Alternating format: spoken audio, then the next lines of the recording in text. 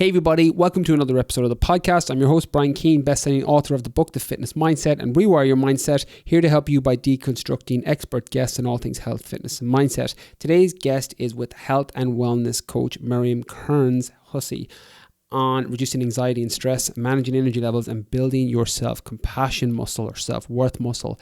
This conversation, very similar to one I had a few episodes ago with her husband, Miriam Hussey, in episode 341, is a podcast episode that is going to connect on a very deep level, very similar to that episode.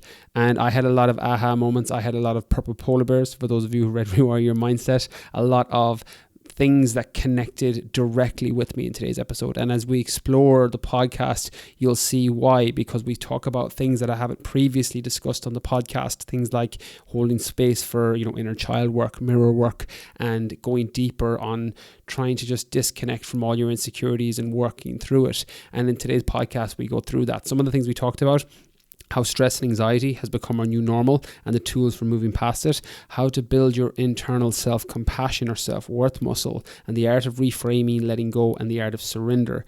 And we also discuss, as I mentioned, the importance of mirror and inner child work and some of my experiences with that and some of the benefits that I got. Even though it's a very difficult experience and a very difficult thing to move through, it can be very useful when it comes to dealing with issues of self-worth or the constant need for external validation, two things that I struggled with a lot in my earlier life. We also talk about how small, simple life changes can make huge differences to your energy levels and emotional eating and nutritional well-being. So this episode covers a wide range of topics that are what you would expect from an integrative health and wellness coach and somebody who I respect and admire greatly for her message. So without further ado, here is today's podcast with wellness coach Miriam Hussey on reducing anxiety and stress, managing energy levels, and building your self-compassion muscle. Enjoy.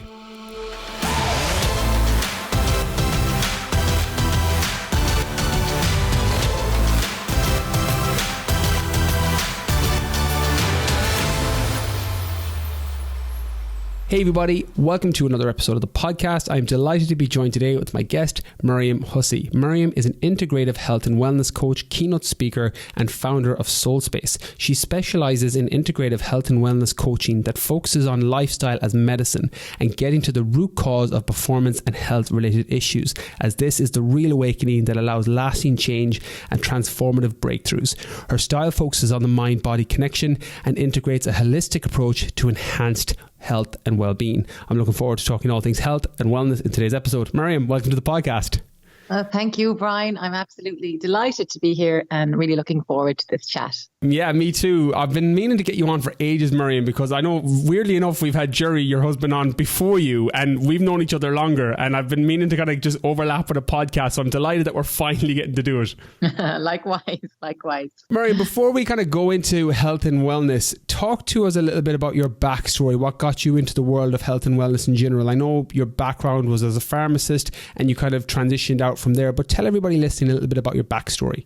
Yeah, so I spent the guts of 15 years really between studying pharmacy and then working. I worked as a community pharmacist for over a decade. So between my years of studying and then working kind of, as you'd say, on the front line, meeting people every single day, I suppose my mind was really blown open to the way that we look after ourselves in terms of our healthcare. And for me, working as a pharmacist, I wasn't long really in the system before I kind of realized, Brian, that I felt like I was working more in a sick care system where you predominantly look after people who have become ill and you try and backtrack to try and counteract some of the symptoms that have caused the lack of ease, which is the disease, as opposed to really working in a healthcare system where you're proactively or, trying to help people stay well as opposed to just managing symptoms of sickness. And I suppose in the Western world of medicine, while it's amazing and it does incredible things, and of course we need medicine, it has saved lives, I suppose I really started to look just beyond the pill for every ill sensation and beyond just looking at how one can get better or feel healthy just through one modality of curing or trying to ease the sickness, which is through a pill. And I suppose, what I really was blown open was often what we do in our Western world is, it's a busy world we live in, with the quick fix sometimes. And we often treat the symptom as opposed to actually opening the lid on, well, what actually is going on in this person's life that might be the root cause that might be contributing to this person feeling unwell. And I think we have to move away from the concept that wellness is all about our physical being, because it's not. Our sense of self, our sense of wellness, our sense of health and vitality goes beyond just the physical body. We're not just mechanical robots made up of pipes and tubes and nuts and bolts. We are incredibly intricate and, amazing species that has energy, that has thought, that has feeling, that has emotion. And so much of that contributes to the physical biology and chemical reactions that occur in the body. So I started to look beyond just the physical and beyond just the mechanical to, well, how can our thoughts affect ourselves? How can our emotions affect our vitality, our gut health, our heart rate, our blood pressure? How can all of the environment, what's our environment that we live in, our relationships, our career, all of these things that give us a sense of, purpose and confidence and courage and feel, have that meaning and passion in our lives. And how does that implement or impact our sense of our health and our well-being? And I started to look beyond just what I'd been trained in. And I started to look at the importance of our nutrition. How does that impact what we put in the body? How does that impact the cells? How does that impact our food? How does that affect our mood? And I started to look at a sense of integrated well-being, which is looking at, I've trained in yoga and meditation and mindfulness and yoga psychology. And I suppose, Brian, what I do now is I try and bring it all together. It's not one way or the other. What I try to do is marry all of my lessons and learnings and my own personal experience. And I try to look at the big picture approach. So when you meet someone, you're not just looking at treating the symptom, you're looking at, well, what's going on in their life, what's going on in their world, what's going on in their mind, their thoughts, what's going on in their relationships, what's going on in their diet, what's going on, are they exercising, are they not, how is their sleep, how is their stress.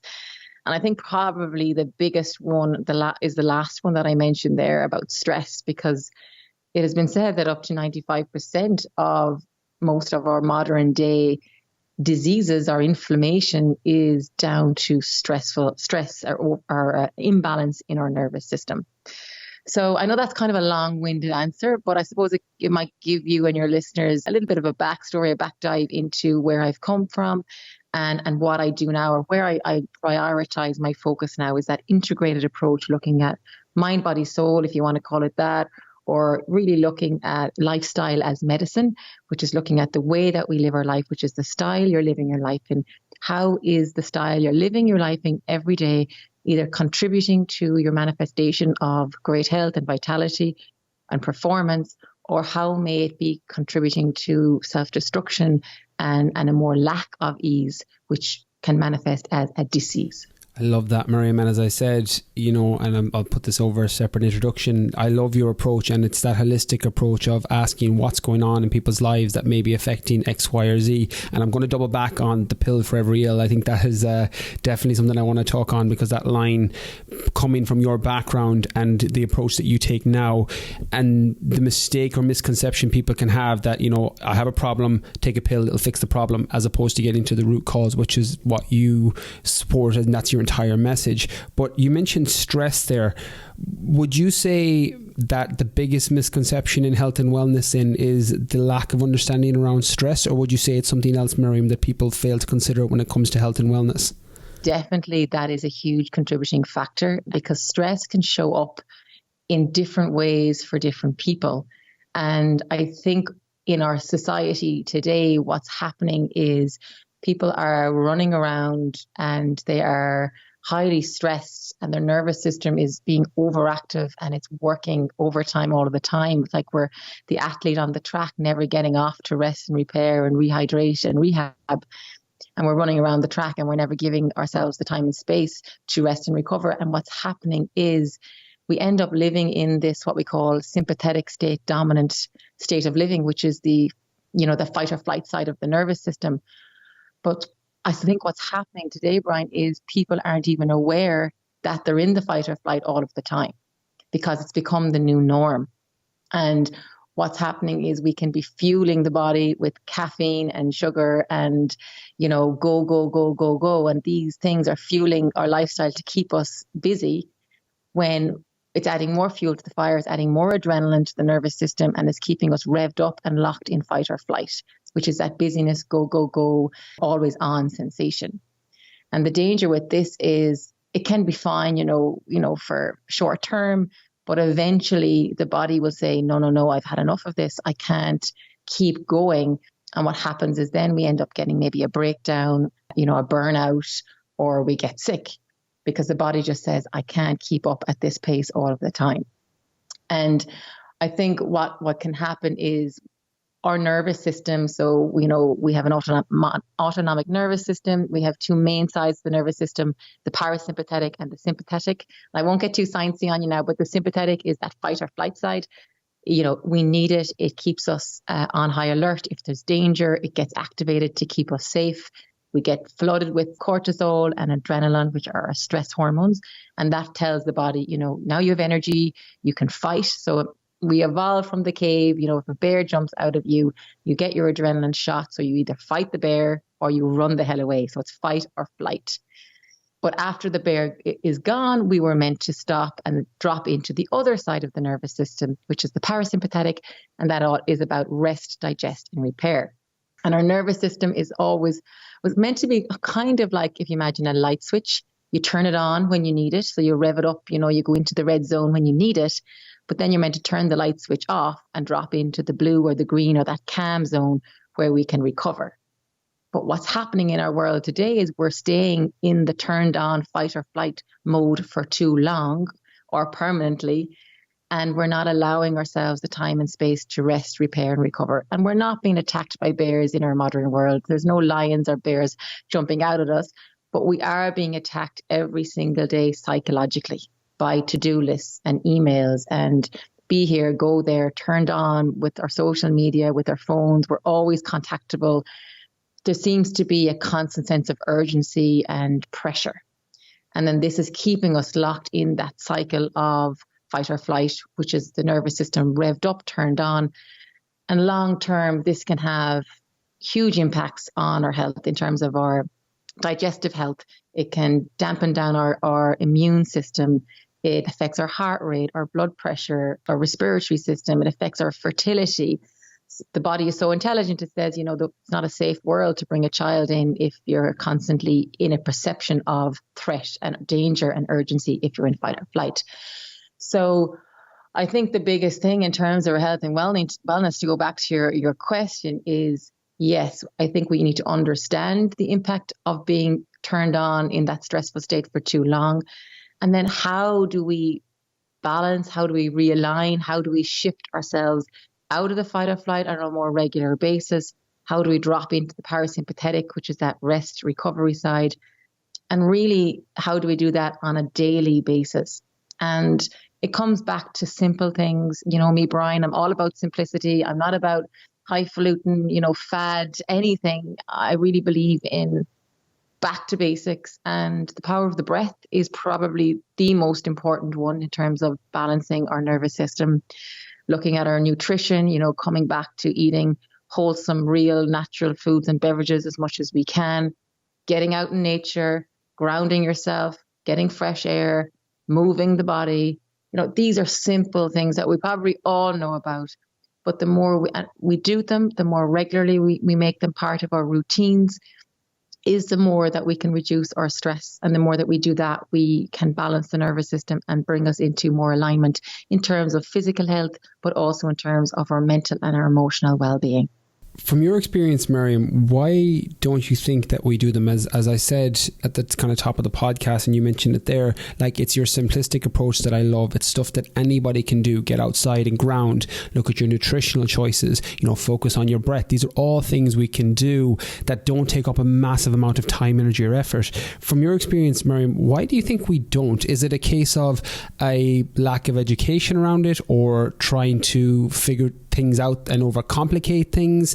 From your experience, why don't we apply these things to us? Like, as somebody that from a default type A personality would be very kind of high go, high anxiety, I have to focus a lot on that parasympathetic that you talked about in terms of focusing on my breath. You know, I have to do things like, you know, cold exposure, going out into the water, into the sea, things like that help me greatly. But why don't you think that most people who struggle with stress or anxiety apply these things, even though they're so potentially simple to apply in each life or each person's life? What's your experience with that, or why do you think that is?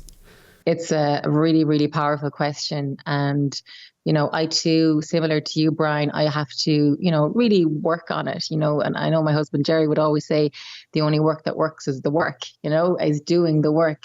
And every day, you know, I have a tendency as well. I can really, you know, my mind can go to anxious places. If I have too many tabs open, which I often do, I can end up scrambling and kind of getting overwhelmed.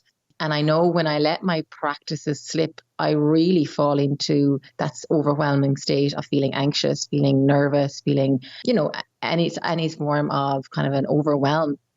And I think really what it comes down to, well, from my own personal experience, as well as working with a lot of women, because I know I work with a lot of women predominantly, but this applies across the board, male, female. I think sometimes it comes down to our core belief about ourself and our deservability. So our sense of self-worth, our sense of do we feel enough? And why do we feel that it's okay to neglect ourselves? Why do we feel like it's okay to not take care of ourselves and put everybody else before ourselves? And often what I see and what I experience is an underlining belief that we locked in somewhere along the way that maybe I'm not enough, I'm not good enough, everybody else is better. There's a comparison maybe mentality there. There's a sense of just feeling not maybe potentially worthy or deserving. And when that kind of voice pops its head up, and it can be very, very strong for a lot of people, we often don't value ourselves enough to do the work, or we let other people's needs, wants, desires become a priority over our own. And sometimes, you know, it's the nicest people in the world that are the hardest on themselves because they put everybody else before themselves to be maybe seen, to be, you know, to get that external approval, to feel validated, because maybe internally we don't feel validated ourselves. So we have to do something in order to get that validation from the external world.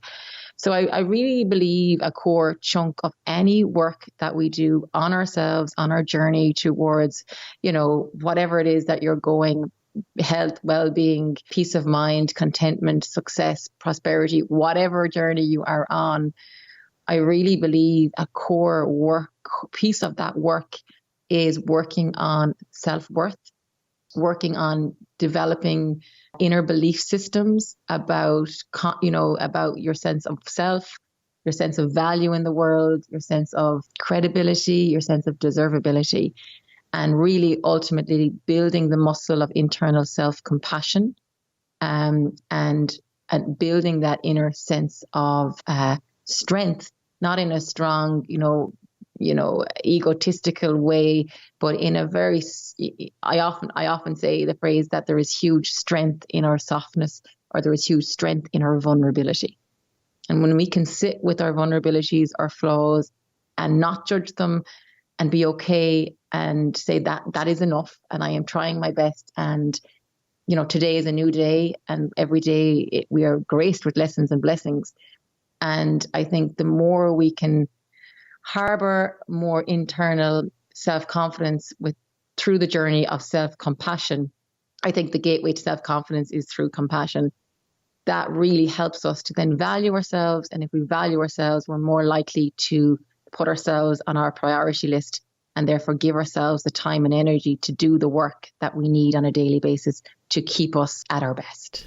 As someone, Miriam, who definitely is working and has struggled on building that self-compassion muscle, again, always looking for kind of tools in my arsenal for that potentially, is it something that I think a lot of people that listen to this podcast will connect similarly, that when you have issues with your own self-worth or external validation or the I'm not enough story that you tell yourself, something that, again, I'm sure you've been through it on people that speak about it are normally the people who are either coming through it or out the other side, and I had to do a lot of work on that, but self-compassion is still something I struggle with. How would you recommend somebody go about exercising that self-compassion muscle?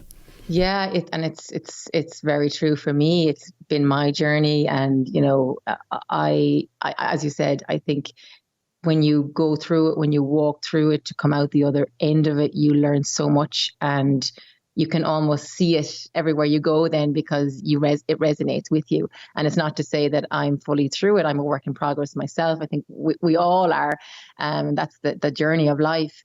But what I think really I have found worked very powerfully for me and for a lot of the people that I work with, and we have a soul space community, and this topic comes up time and time again, is a whole issue around self-worth, self-compassion, letting go of the past, freeing yourself from past limiting belief systems. And really, I think to build self-compassion, I really think mirror work is one of the most powerful tools really that I found, where you have to, and we did this in our community, we did a 21-day challenge where people had to every day stand in front of the mirror, plant your 2 feet on the floor, look into your eyes, take a nice slow deep breath. And we had affirmations or mantras that people had to say to themselves. And believe it or not, people found that so difficult. But I would always say that's a great thing, because when there's difficulty, when there's resistance, when there is a blockage, that's where a lot of your answers lie. And beyond the blockage lies the greatest of opportunities. So I think mirror work is really powerful. I think any form of, affirmation work, journaling, gratitude.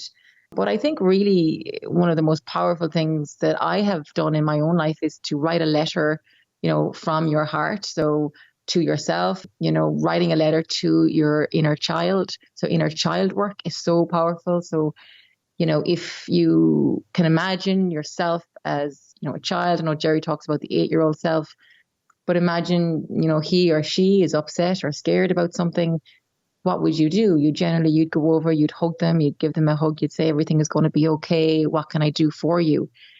And when you're in a scary time in your life or something's going on, if we can apply that mentality to ourselves, because that inner child is still in there.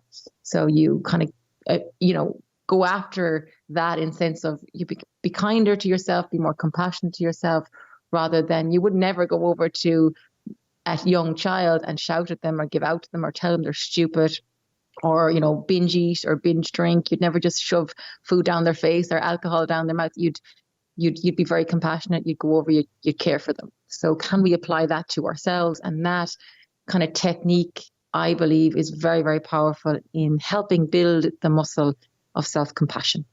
I love that. That inner child work is something that I've been doing a lot of work on recently, and it's, for anyone that's familiar or even unfamiliar with it, it's quite tricky, like holding space for your 6-year-old self or your 8-year-old self, and then coming at it from, in my case, my 33-year-old self, and trying to speak to the fears and trying to speak to the insecurities and trying to speak to the anxieties of what's probably a potential trauma, to whatever language you want to put that. They come in various degrees. It's very difficult, it's very uncomfortable work, but I think being mindful of it, and when I came across that first, I can't remember, it was actually through your page or through Jerry's, and then a couple of friends and a little bit of therapy stuff I've done on the side. You're constantly shining a light on why you react certain ways, and you're able to disconnect a little bit more from ego and see things as they actually are, versus your biases or your experiences are dictating the way you see it. And I think it's really, really important for people, and I'm definitely going to be taking that on board, Miriam, in terms of the self-compassion muscle and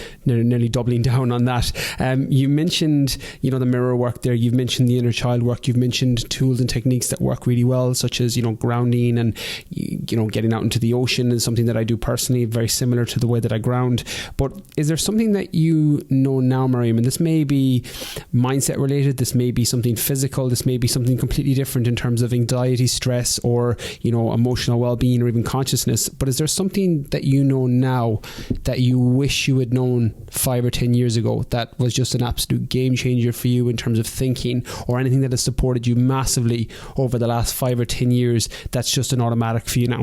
Yeah, I suppose there's probably lots of things. When I think back, you know, for myself over the last 10 years, there's been lots of radical change. I've gone through so much transition in those years, from, you know, moving from, you know, steady state job as a pharmacist, being employed, to diving into the world of being self-employed, changing career, working now in what I do in sense of, you know, well-being and soul space, you know, moving to Dublin, getting married, having a baby. You know, there's been so much change and transition. And I think for me, you know, probably one of the biggest things, and it may not even sound like a big tool or technique, but it's so subtle, but I find it so powerful, is the art of reframing, really. And so if something happens in my world, in my day, and it's not what I had anticipated, had expected, you know, how do I reframe it? So, you know, that beautiful, powerful line, why is this happening to me as opposed to for me? You know, so it's reframing a situation to see it from a higher view, a higher perspective, and remove myself from the ego of trying to predict and control. I think that has been the biggest thing for me, is to loosen the grip, unclasp the grip of fear around the lungs, and by surrendering more. And I think surrendering possibly and reframing are the two things that I've had to really use. And when I use them now, it's kind of like, as you said, it's habitual. It's just what I do now, because I know when I do it, when I surrender, when I let go, when I breathe, release, try not to predict and control, or let go of that grip of trying to make it be a certain way. It's just the surrendering. There's a freeing sensation in it. There's a liberation. There's a deep trust. And I think having faith and trust are two massive things as well that I really anchor into, especially during uncertainty or during challenging times. And actually, it was a thought of the day. I was recording yesterday and it came up, and it's just very apt now that you say that. And it was saying that man's, or human beings' biggest suffering really in our worlds is when we try to always predict and control everything. So it's looking at how do we just surrender to accepting what is. So the more we can surrender to accepting what is the more we dissolve our suffering. And I think for me, that has really helped, is reframing any situation, trying to bring the positive spin to it. And I don't like to use that word positive or negative, because I'm not about, good vibes only, because that's not real life either. You know, we are human beings. We will experience the shit, and we have to be real about that. But it's also not getting stuck in, excuse my French, the shit. So what can we do to help remove us when we're not staying in the sludgy, muck in the toes for too long either. So we do need to ground down. We do need to, be real, but we also need to then try and have our tools and practices in place to allow us to come out of the victim mode, come out of that kind of self-sabotage mode, reframe, realign, get our energy back up, and get us back with the right foot forward again. I think that's why, definitely the reason why I connect so much with you and Jerry and Soul Space in terms of your message, is the life gets hard. Like, there's shit things to deal with. I've been on retreats in the US where it's been positive vibes, and I'm like, this is brilliant, I get it, and I love this connecting to the universe and all of this, but what happens when shit hits the fan? I'm like, what happens when, you've got work and you've got, at the time my daughter was really young, like if you have a baby at home crying and you don't know how to make her stop, and bad things happen in terms of your ability to not function well if you're not sleeping well or making food choices. And I think what you and Jerry bring, and in particular with your content through Soul Space, is that, look, this is how you can think. This is the art of reframing. This is the art of surrendering. These are the things and the tools that you can use, your mirror work, etc. but life gets hard, and it's about what you do when shit hits the fan, and using these tools when they're appropriate, as opposed to just putting yourself in this, state in the mountains where there's no people and there's no problems and no pressures. And I love that message. I think it's why it's so valuable for people. I'm very curious, off the back of what you said, Miriam, how did you cultivate that art of surrendering? I know that is something that I definitely struggle with, and probably a lot of people listening. How did you get to the point where you're at now, where one, you know that it's a very valuable tool, two, you've mentioned that it's been something very serving to you, but three, you're in a place where you're able to teach others and show them the message? Because a lot of anxiety, stress, sometimes relationships with food, sometimes issues with sleep, which can be linked obviously to stress, can come from that art of either reframing and a combination of letting go and just cultivating that art of surrender. How did you get to this point? I think because I have been through a lot of change and transition, and a lot of it came so quickly in my own life, that I suppose, sometimes you're just in a space where, well, what's the other option? So I huge believe in faith. I believe in God and the divine, and that's not for everybody, but I do.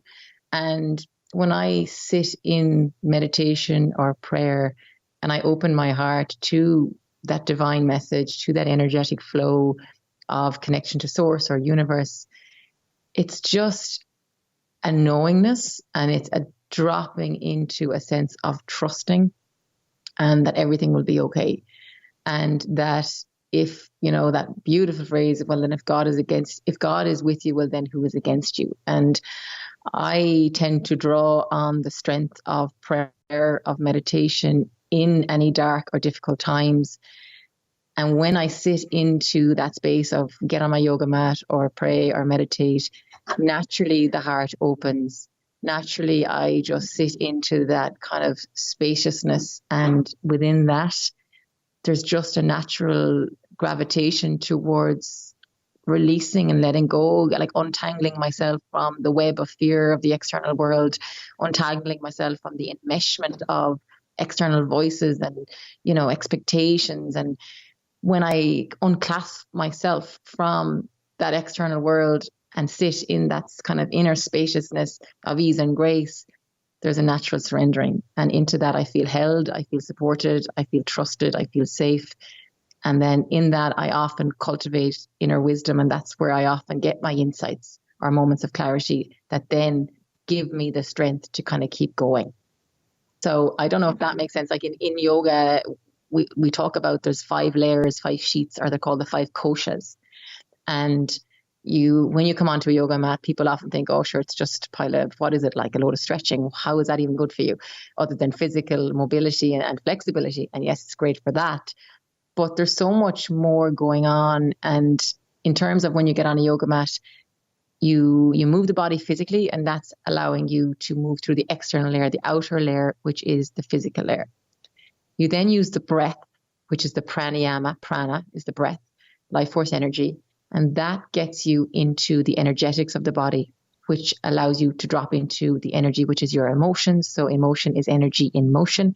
So you get to feel into what's going on emotionally for me. That then drops you into the next layer, which is about your mental thoughts. So what's going on in the mind? And that brings you down further then as you move through your class, you're cutting through the noise. Because when you're caught up in a noisy mind, it's very difficult to hear your intuition. So as you move through that, through the breath, you're dialing down the noise. Then you get into the innermost layer, which is you get to hear your wisdom. And then the last layer is you get to feel a sense of inner peace, ananda, which is that kind of inner bliss. And that's what happens in kind of meditation, happens in exercise as well, like unbeknownst to ourselves, that's really what we're doing. But it's quite obvious in yoga because at the end you lie in shavasana or meditation. And for me, doing that allows me to just surrender more. And in that, I hear more. And when you hear more, you kind of feel more secure because you're listening to your intuition. And yeah, as I can speak to the exercise element, when I do longer runs, I will get that, as you mentioned there, emotion is energy in motion, that clarity that comes from moving, but not stressing yourself to, a maximum, like you wouldn't say a CrossFit workout or a high intensity interval workout, that just movement pattern, which again, I've experienced a lot with yoga. I haven't quite got to that level yet. It's something that I'm going to probably double back on later on in my life, just because it's not giving me the resources I need at the minute, because I haven't committed to it fully, 100% ownership on that. But when I run, I get something very similar. And I'm very curious there, because you mentioned, Miriam, about, emotion being energy in motion, which I think a great line for people to connect to. But how else would you recommend people manage their energy? I know that, yoga and reducing stress, like we said, both of those things are going to work really well for energy levels for the reasons that you mentioned.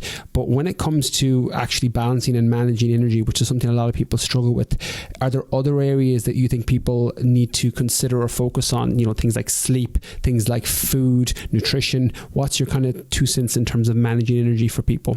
Yeah, absolutely. And, in terms of, just before we move on to that, the movement part, I think it's so important that we're utilizing, movement in both ways. So we're getting high intensity, we're getting the heart rate up, where we are, getting that sweat out, moving toxins out of the body, and really just shaking the stress out of the body, really, as well as some of the more, breath focused movement like yoga or Pilates or, Qigong or whatever it might be.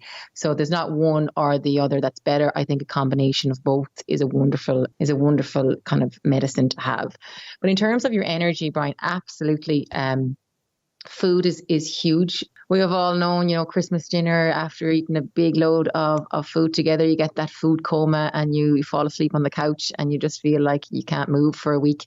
So food, what we're putting into the body, of course, is so important for our energy.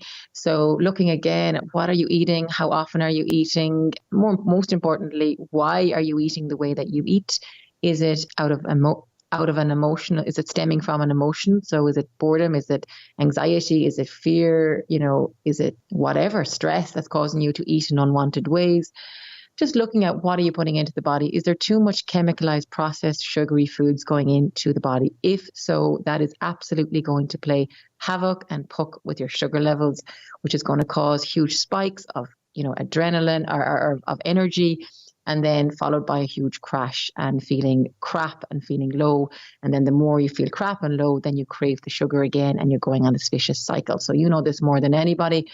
So yes, food and beverages, what we're consuming, has a huge impact. So if we want to increase our energy, we need to look at having a balanced diet in terms of sugar intake, carbs, processed foods. So we want to be eating wholesome, foods and beverages, plant-based as much as we can, getting huge diversity into our gut, for our gut microbiome, for the immune system. We really want to be aiming to get at least 30 different types of plants, so fruits, vegetables, herbs, seeds, spices, into our diet on a weekly basis. The more we do that, is the more we increase the gut diversity, the more we increase our digestive system and our immune system, and are improving our gut health. Our gut health has a huge impact on our mood, on our brain. We have this gut-brain axis. So again, food affecting our mood, food affects our energy.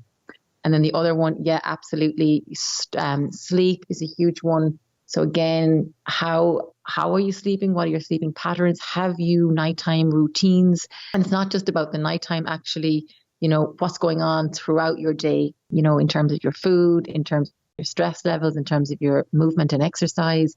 Are you too much on blue screens? All of these things impact our sleep. I always use the rule 3-2-1. 3 hours before bed, really your last main meal. We don't want to be, again, churning around the digestive enzymes, working hard when we're trying to sleep.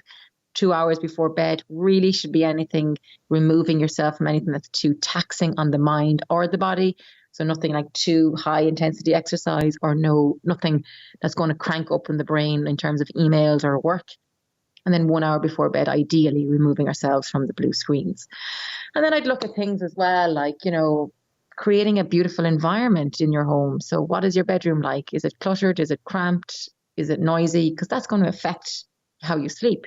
Can you declutter the room? Can you use essential oils, lavender, rose, jasmine, use a diffuser in the room? Can you dim down the lights? Can you invest in earplugs? Can you invest in an eye mask? All of these things are very simple, but have huge impacts on our sleep. So if we're sleeping better, we're going to increase our energy levels and our mood as well.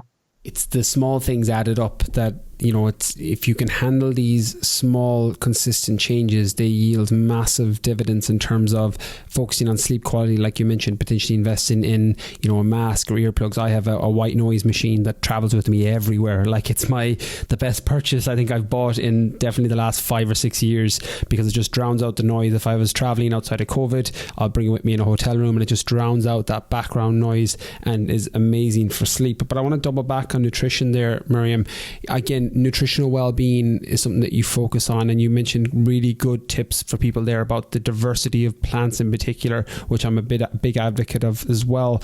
But when it comes to nutrition, Miriam, what's the biggest mistake you tend to see? Again, you're in a slightly different space to me. For me, it's very much the people separating foods into good and bad categories with a weight or a fat loss goal, as opposed to understanding basic calories, macros, functions of vitamins, minerals, etc. But from your experience and from your side on nutritional well-being, what's the biggest mistake people tend to make generally when it comes to nutrition? I think knowledge, and awareness is key, and people still, I think, aren't educated enough in terms of, even just the simple thing, Brian, about reading labels. I think, people can be very influenced by marketing. And so they'll see something on the package cover, natural collection. So it must be natural. When you look at the ingredients, it's full of just glucose syrup and sugar. So that's one thing I really try to help people, is inform people, give them knowledge so they can make their own decisions when they're in the supermarket, when they're doing the grocery shopping, so that they can make better decisions in terms of the food that they're going to buy. So I think that's one huge area that we're not really informed of. I still think people, the diet mentality is still huge, and people are trying to, cut out carbs entirely and, go on huge, drastic, starvation and deprivation. And, the biggest thing that I see is, or I would always try to say to people in terms of, diet, and even the word diet, the first 3 letters spell the word die, we have to move away from the mentality of just focusing on what we're putting into the body. We need to think and look at, well, what's in myself already that I need to potentially move out of before I start focusing and obsessing about what I'm putting in terms of my past experiences, my emotions, past traumas. Why am I eating in the way that I'm eating? Am I overeating? Why is that? What am I trying to suppress?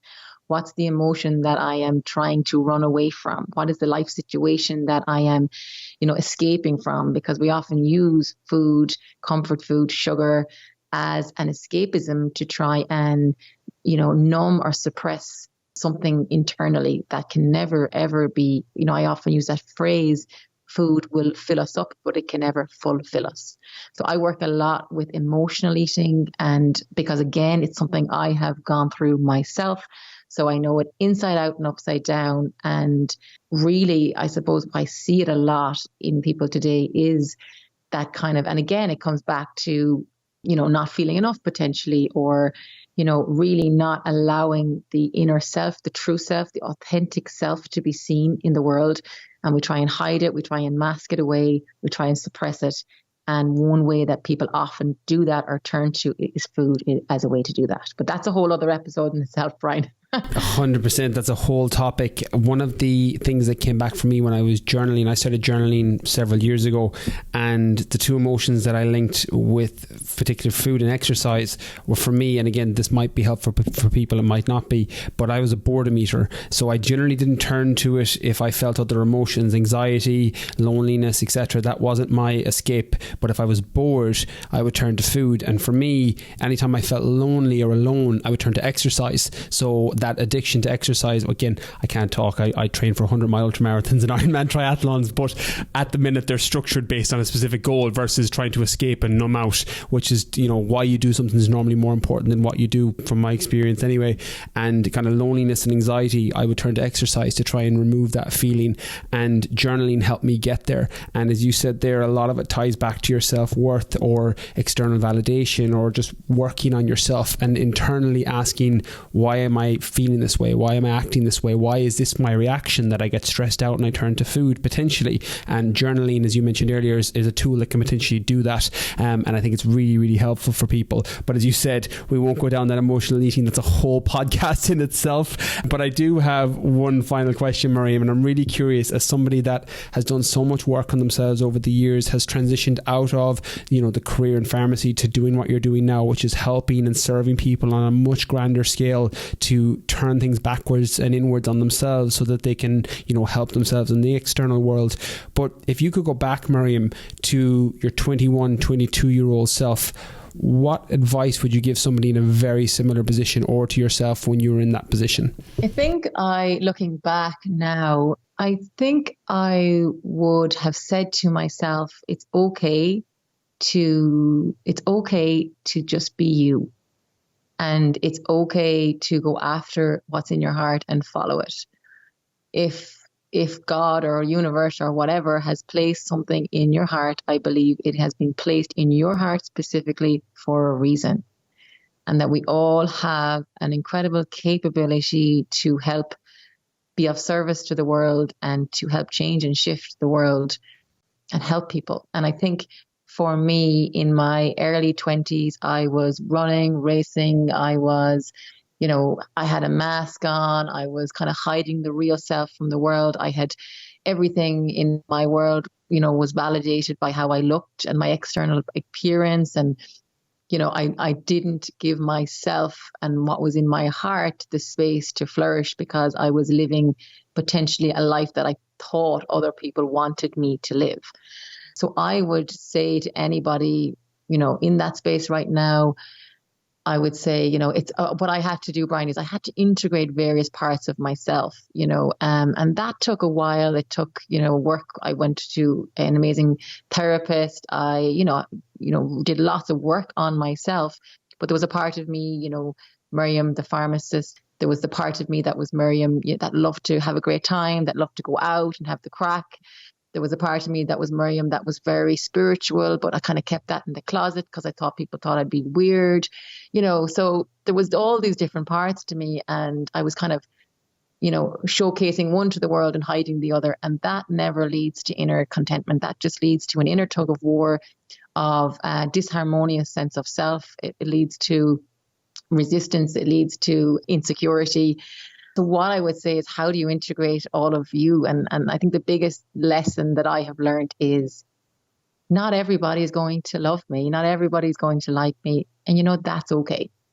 And I think by dissolving the need to be approved or seen or accepted by everybody, again, it's a surrendering process, has allowed me to just be me.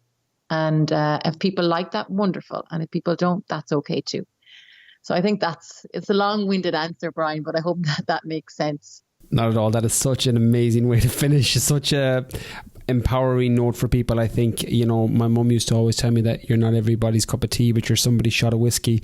And I think once you get content with yourself and build your self-worth, you start surrounding yourself with those people who shot of whiskey you are. And life, from my experience, again, by far have not figured it out, as it's a process and it's constantly evolving, but it makes it a lot easier to bring those people into your space, and then life seems a lot more fulfilling from personal experience anyway. So I think that's a wonderful way to end, Miriam. For everybody listening, I've loved this conversation. I've been meaning and I didn't tell you this beforehand, we met in, I think it was 2018, was it Welfest originally? And I was like, oh, I must bring Miriam on the podcast. So this has been about 3 years in the waiting, but I will blame COVID for part of that. Fine timing, Brian. It happened exactly as it meant. So that's what I believe anyway. Yeah, 100%. Again, God, the universe, this is when it was meant to happen. So I've loved it. So thank you so much, Miriam, for everything you do. Thank you so much for all the amazing value you shared. For everybody listening, where is the best place for them to connect with you, or any other links you want to give now for coaching or for Soul Space? Please do that now. Oh, thank you, Brian, and thanks so much for having me. It's been a pleasure. Soulspace.ie is our website. Instagram, you can get me there at Miriam Kerins _integrated wellness, long one, or Soulspace the experience. And I suppose I'm a new mom, so I obviously prioritizing my time, and at the minute I am running the Soulspace community, and that's kind of where I'm giving my energy to, and I absolutely love it. It's a space we have. It's a community of incredible people, and I'm just blown away. They're making life changes. They're transforming their worlds, and it's just mind blowing. So the community is where I'm at the moment. There's weekly meditations. There's daily thoughts for the day. There's yoga 3 times a week. There's physical sessions. There's weekly masterclasses. And then myself and Jerry come on once a week and do a live webinar on a Monday night with our community members. We open up the floor to Q&As. We do connectivity sessions. We bring in guest speakers. So there's lots and lots going on in the community. So if anyone does want information or to contact me or kind of work with me, just drop me a message on Instagram or soulspace.ie. And for everybody listening, I will link everything Miriam said in the show notes on briankeenfitness.com and in the link in the description wherever you're listening to podcasts. So click on through, follow the Instagram page, go check out the website. And Miriam, thank you so much again, as I said, for all that you do, for coming on and sharing your value in this long overdue podcast. Well, thank you so much. And thank you, Brian. I just want to say right back at you for everything you're doing in the world. You're a shining light, and keep it up because you're doing amazing things. Thank you so much. There you have it. Wellness coach Miriam Hussey on reducing anxiety and stress, managing energy levels, and building your self-worth or self-compassion muscle. Again, this is one of these conversations that I'm going to be going back on several times, very similar to the episode with her husband Jury, episode 341, that got me thinking a lot about some of my own belief systems, some of my own way of thinking, and challenging some of those thoughts that may not be supporting me anymore. So I hope you got as much from today's episode as I did. As always, if you did, be sure to take a screenshot, pop it up on your Instagram stories. You can tag myself and Miriam. She is Miriam Kerins _wellness, and I am Brian _Keen _fitness. That is everything from this week's podcast. Catch you all next Monday.